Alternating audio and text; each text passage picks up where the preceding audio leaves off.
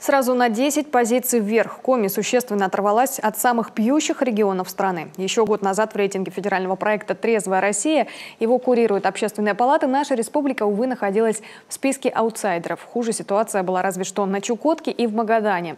Сегодня же наши бывшие соседи по рейтингу по-прежнему внизу. Там же, к удивлению для многих, оказались наши территориальные соседи – НАО. Отчасти положительной динамики, считают эксперты, способствовали сокращению количества часов и дней продажи алкоголя.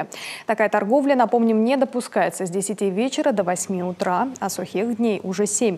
Еще в Коми разработана дорожная карта по противодействию продаже и потреблению спиртосодержащих жидкостей не пищевого назначения.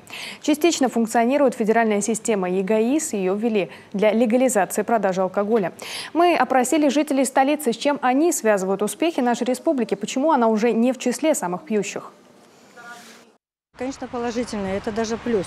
Может, потому что спортом стали заниматься. Все-таки ребята поняли, что спортивная жизнь, а сколько умирает, сколько смертности. Поэтому, наверное, задумались. И спорт сейчас стало как-то больше заниматься. И что женщины, что юноши, что девушки. Люди более здоровыми стали, более адекватными, скажем так.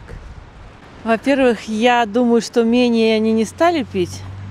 Как пили, так и пьют. А то, что вот борьба с пьянством, да, бы желательно бы. Пьют сейчас стали меньше, я говорю, что водка подорожала. Я давно уже не видела, чтобы человек валялся где-то в снегу. Так что, видимо, где-то что-то, или с точки зрения культуры мы повысились, или то, что денег мало, тоже ведь это важно, или безработных стало меньше. Ну, что-то из этих причин. Отметим, год назад, когда регион попал в негативный топ-3 многих общественных и политических деятелей, этот факт насторожил. Мол, проблему пьянства можно было бы объяснить безработицей или невысокой заработной платой, как во многих других регионах.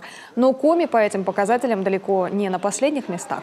А вот составители общественного мониторинга объяснили ситуацию так. Мол, антиалкогольная политика меняется, укрепляется и прогрессирует в тех субъектах, руководство которых активно учитывает полученные результаты.